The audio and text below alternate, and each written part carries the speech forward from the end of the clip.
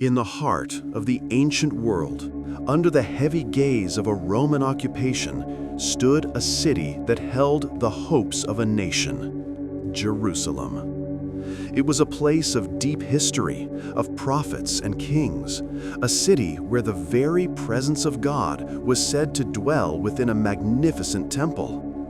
But on one particular afternoon, a darkness fell over the land, a darkness that was more than just the absence of light.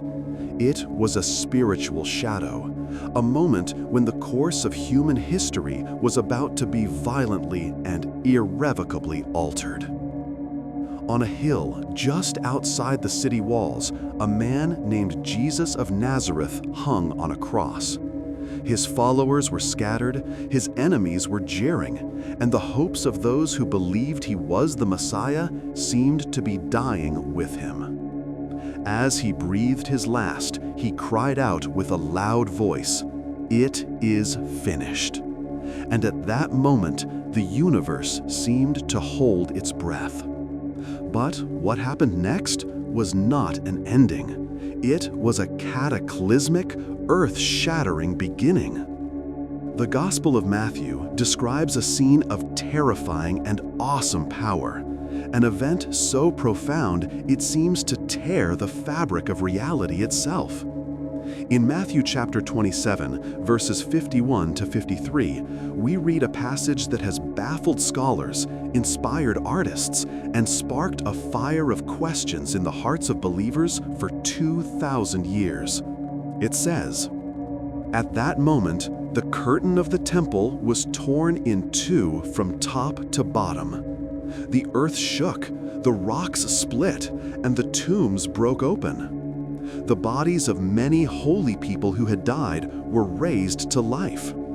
They came out of the tombs after Jesus' resurrection and went into the holy city and appeared to many people." An earthquake, a torn temple veil, and the dead walking? This is not a footnote in the story of the crucifixion. It is a divine exclamation point. It's a story that feels both central to the power of the cross and yet shrouded in mystery. It raises so many questions. Who were these risen saints? What happened to them? And perhaps most pressingly, why is this staggering event, which would have surely stopped the entire city in its tracks, mentioned only here in the Gospel of Matthew?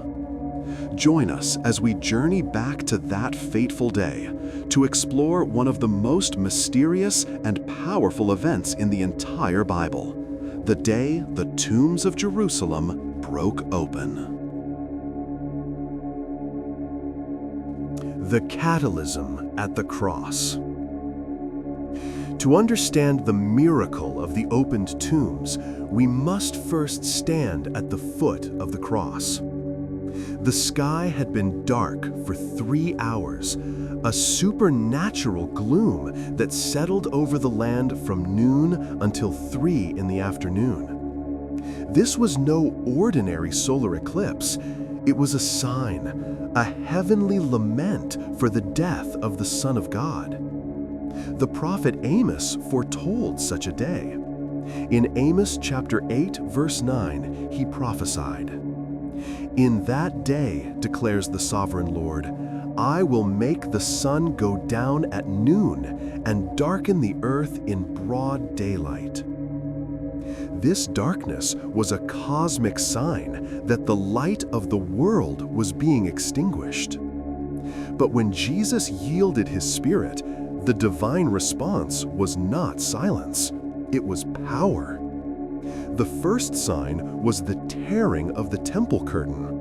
This was not a small piece of cloth. It was a massive 60-foot-high veil, several inches thick, that separated the holy place from the most holy place, the symbolic dwelling of God's presence on earth. For it to be torn from top to bottom signified an act of God, not man.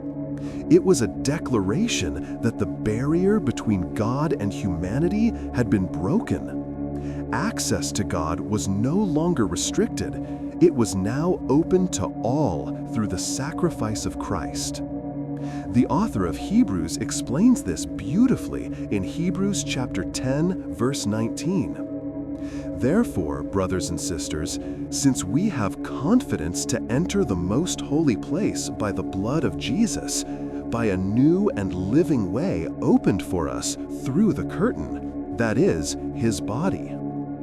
The torn veil was a theological earthquake, but it was accompanied by a literal one. Matthew tells us the earth shook, the rocks split. Earthquakes in Scripture often accompany a theophany, a moment when God powerfully reveals himself. We see it at Mount Sinai when God gave the law. In Exodus chapter 19, verse 18, it says, Mount Sinai was covered with smoke because the Lord descended on it in fire. The smoke billowed up from it like smoke from a furnace, and the whole mountain trembled violently. The earthquake at the cross was another such moment. It was the planet itself groaning, shuddering under the weight of the event. It was creation's testimony that its creator had just died. This wasn't just the death of a good man. It was an event of cosmic significance. And it is in the midst of this divine chaos, this symphony of signs, that we come to the most mysterious part of the story, the opening of the tombs. The tombs broke open. These 4 words are charged with immense power. In Jewish culture, a sealed tomb represented the finality of death. It was a place of uncleanliness, a symbol of humanity's separation from the living God. For the earthquake to physically break open these tombs was a direct assault on the power of death itself. It was as if God was serving notice to the grave, your reign is over. But Matthew goes further. He says, the bodies of many holy people who had died were raised to life. This is the heart of the mystery. The Greek word used here is egeiro, the same word used for Jesus' own resurrection. It means to awaken or raise up. This was not a ghostly apparition or a temporary resuscitation. It was a bodily resurrection. These were not spirits floating through the city. They were physical bodies made alive again. This event is what theologians call a firstfruits of the resurrection. It was a preview, a tangible demonstration of the power that had just been unleashed by Christ's death. His sacrifice didn't just offer forgiveness for sins, it conquered death itself. The Apostle Paul explains this concept of firstfruits in 1 Corinthians chapter 15, verse 20. But Christ has indeed been raised from the dead, the firstfruits of those who have fallen asleep. Just as the first harvest of fruit was a guarantee of the full harvest to come, Christ's resurrection is the guarantee of our own. But what about these saints in Matthew 27? They were a special, preliminary harvest.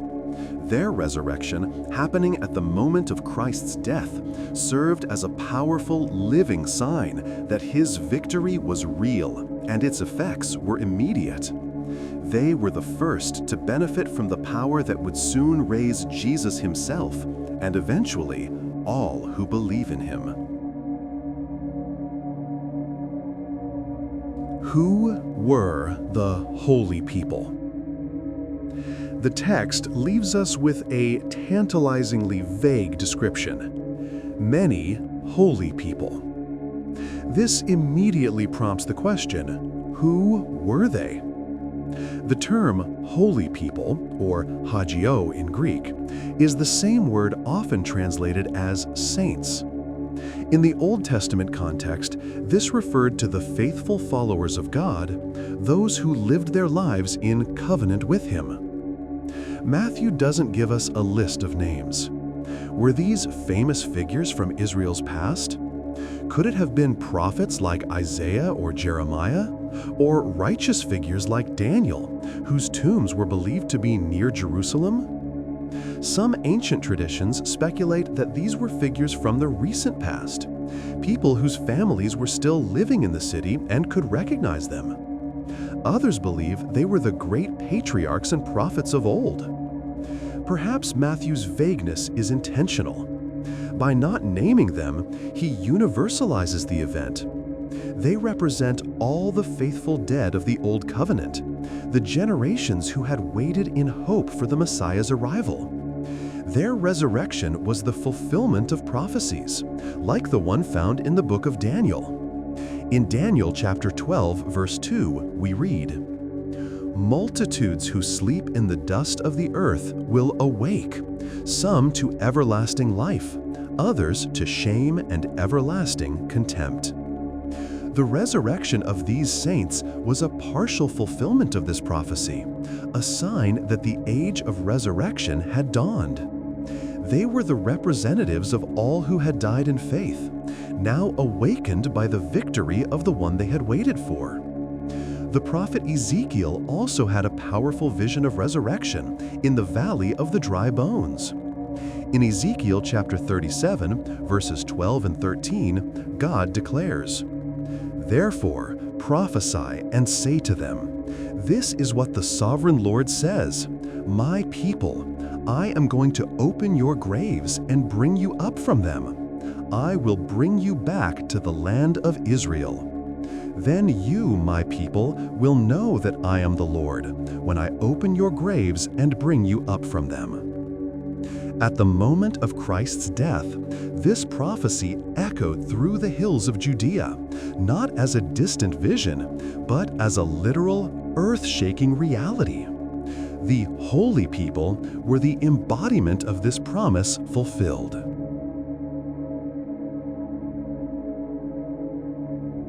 A staggered miracle after his resurrection. There is a crucial detail in Matthew's account that is often overlooked. He says the tombs broke open at the moment of Jesus' death on Friday. But then he adds a specific timeline. They came out of the tombs after Jesus' resurrection and went into the holy city. This timing is incredibly significant. It establishes an unbreakable link between their resurrection and Christ's. Although their bodies were made alive at the moment of his death, the moment the price was paid, they did not emerge to bear witness until after Christ himself had emerged victorious from his own tomb on Sunday morning. Why this delay? It reinforces the principle Paul stated in 1 Corinthians. Jesus is the firstfruits. He had to be the first to rise to glorious, unending life. Their resurrection was entirely dependent on his. He is the pioneer of our salvation, the one who blazed the trail through death for all who would follow. As the book of Colossians chapter 1 verse 18 proclaims, "And he is the head of the body, the church. He is the beginning and the firstborn from among the dead, so that in everything he might have the supremacy." By having the saints wait until after his own resurrection, Matthew ensures that Jesus' supremacy is honored. Their emergence into Jerusalem was not their own independent miracle.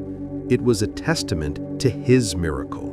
They were the living, breathing proof of his victory. Imagine the scene. On Sunday morning, as news of the empty tomb began to spread, these figures from the past began to walk the streets of Jerusalem. Their presence would have been an electrifying, corroborating testimony. They were a parade of resurrected life following in the wake of their resurrected King. Into the holy city. And went into the holy city and appeared to many people. This is where the story moves from a supernatural event at a gravesite to a public testimony. These risen saints were not hidden away. They entered Jerusalem, the very city that had just condemned the Messiah. This raises a host of practical questions that the text leaves unanswered. How long did they stay? Did they speak? Did they return to their families? The scripture is silent on these details, likely because they are not the main point. The purpose of their appearance was not to resume their old lives, but to serve as a sign. Their very presence was a sermon, a divine proclamation. Their appearance served several crucial purposes. First, it was a witness to the resurrection. For the many people who saw them, this was undeniable proof that the power of God had shattered the chains of death. It confirmed the unbelievable stories the disciples would soon begin to tell about Jesus being alive. The centurion at the cross saw the earthquake and declared, "Surely he was the Son of God," as we read in Matthew 27:54. The appearance of the saints would have magnified that conviction 100-fold throughout the city. Second, it was a message of hope. For the grieving followers of Jesus, what could have been more encouraging?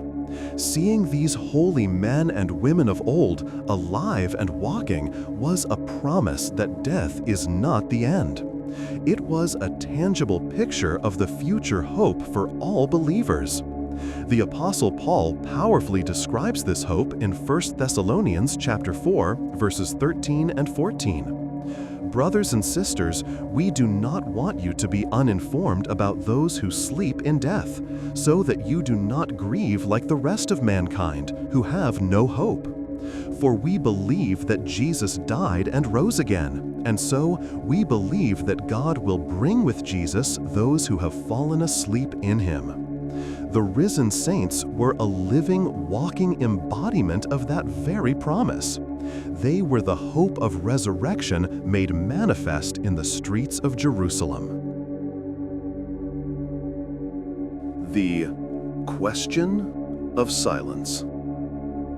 We now arrive at the most significant challenge to this story, the argument from silence. If dozens, or perhaps hundreds of resurrected people walked into a major capital city during the high-traffic festival of Passover, why is Matthew the only one who records it? Why don't Mark, Luke, or John mention this incredible event? Why is there no record of it from contemporary Roman or Jewish historians like Josephus or Philo? This is a valid and important question. Let's address it carefully. First, we must remember that each gospel writer had a specific audience and theological purpose. Matthew was writing primarily to a Jewish audience. His goal was to demonstrate that Jesus was the fulfillment of Old Testament prophecies, the promised Messiah and King of Israel. The resurrection of the saints is a profoundly Jewish sign. It directly echoes the prophecies of Ezekiel and Daniel. It presents Jesus' death and resurrection as the pivotal event in Israel's history, the moment when the promises made to the patriarchs began to be fulfilled. This event, more than any other, would have resonated deeply with Matthew's Jewish readers. It was the ultimate proof that the Messianic age had dawned. For the other gospel writers, with different audiences, like Luke writing to a Gentile, this particular sign may have been less central to their narrative focus. What about the secular historians? It's true that Josephus, who wrote decades later, does not mention it. However, we must be cautious about what we expect ancient historians to record. They were often focused on political and military history, not on the peculiar claims of a small fledgling religious sect. An event like this, witnessed by many, but not necessarily by the Roman governor or the high priest, could easily have been dismissed as a local superstition or a mass delusion by those outside the faith community. It was a sign intended for God's people in Jerusalem, not for the official records of Rome. Furthermore, we have to consider the nature of the event itself. Was it a massive, zombie-like invasion, as some skeptics imagine? Or was it a quiet, dignified appearance to specific believers to offer them comfort and proof? The text says they appeared to many, which doesn't necessarily mean they held a press conference in the city square. Their appearance may have been more personal, targeted to those with eyes to see and hearts to understand. The Bible is full of divine acts witnessed by some, but not all. Remember the resurrected Jesus himself. In Acts chapter 10, verse 40, Peter explains, "But God raised him from the dead on the third day, and caused him to be seen. He was not seen by all the people, but by witnesses whom God had already chosen, by us who ate and drank with him after he rose from the dead." The same principle may apply here. The saints appeared to chosen witnesses as a confirmation of faith, not as an irrefutable spectacle for the entire world. Matthew included it because for his audience, it was a sign of paramount importance, confirming Jesus as the victorious Messiah who holds power over life and death. A sign of judgment and hope. The raising of the saints was a double-edged sword. It was both a sign of judgment and a beacon of hope.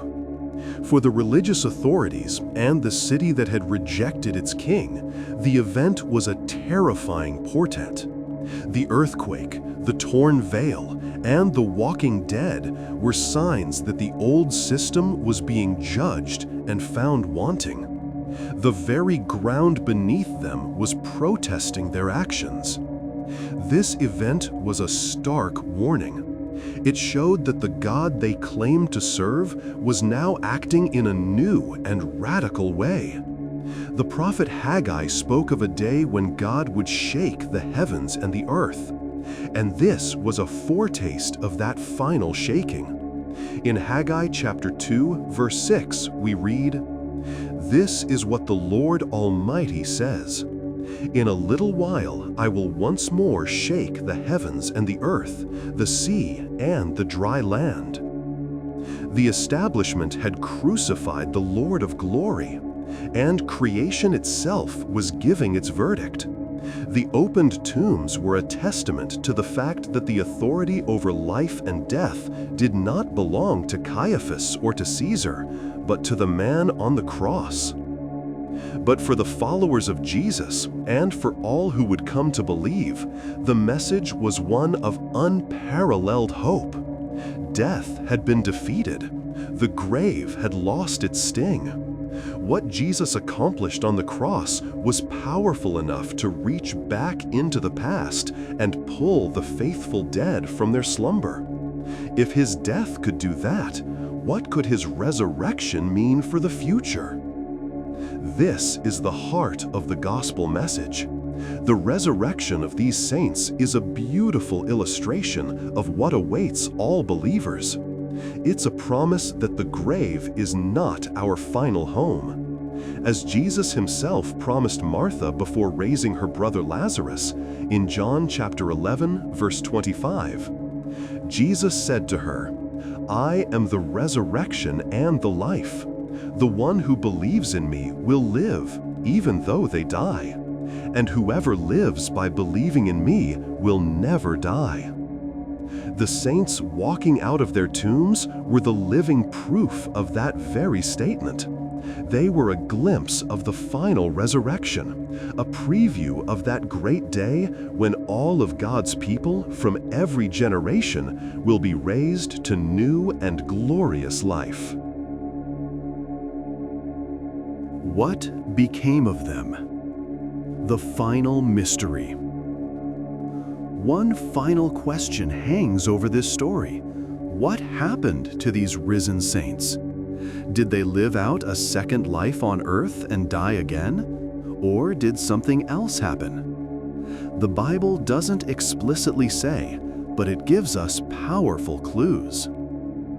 Unlike Lazarus, who was resuscitated to his old mortal life and would eventually die again, these saints experienced a true resurrection linked to Christ's own. It is most likely that they did not die again. Their resurrection was a foretaste of the glorious, immortal bodies promised to believers. The Apostle Paul describes this transformation in 1 Corinthians chapter 15, verse 52. In a flash, in the twinkling of an eye, at the last trumpet. For the trumpet will sound, the dead will be raised imperishable, and we will be changed. For the perishable must clothe itself with the imperishable, and the mortal with immortality. Many theologians believe that after their brief ministry of appearance in Jerusalem, these saints were taken up into heaven, perhaps at the same time as Christ's own ascension 40 days later. They would have formed part of his triumphant procession into the heavenly courts, a train of redeemed humanity accompanying their victorious king. The image in Ephesians chapter 4, verse 8 comes to mind, quoting from Psalm 68. This is why it says, "When he ascended on high, he took many captives and gave gifts to his people."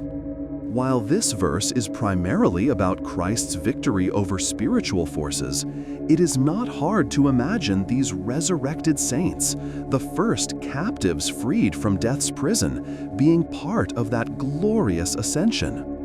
They were the living spoils of his victory over the grave. Their journey didn't end in another tomb on earth, but in the presence of the God they had served so faithfully.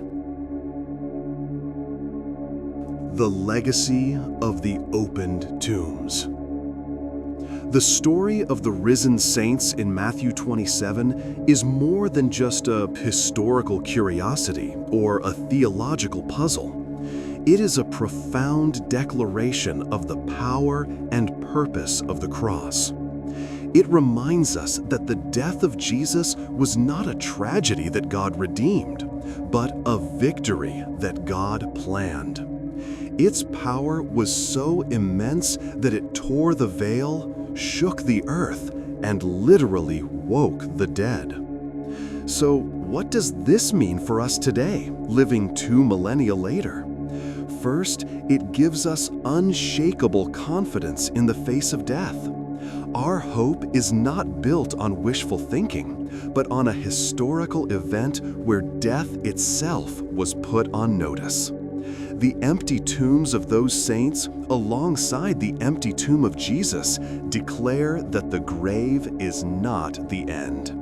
As Paul wrote in 1 Corinthians 15:55, "Where, O death, is your victory? Where, O death, is your sting?" Second, it calls us to live as people of the resurrection.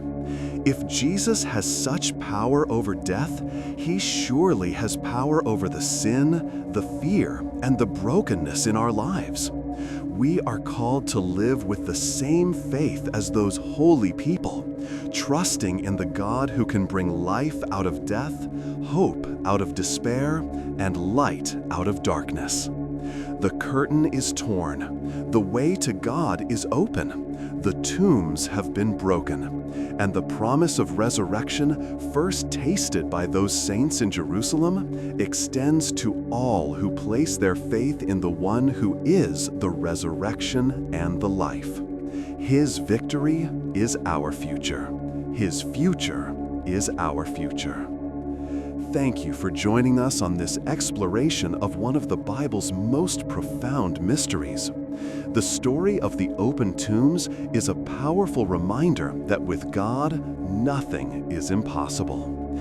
If this story has inspired you or made you think, please share this video with others so they too can discover the power of this incredible event. Don't forget to like this video and subscribe to our channel for more deep dives into the stories of the Bible.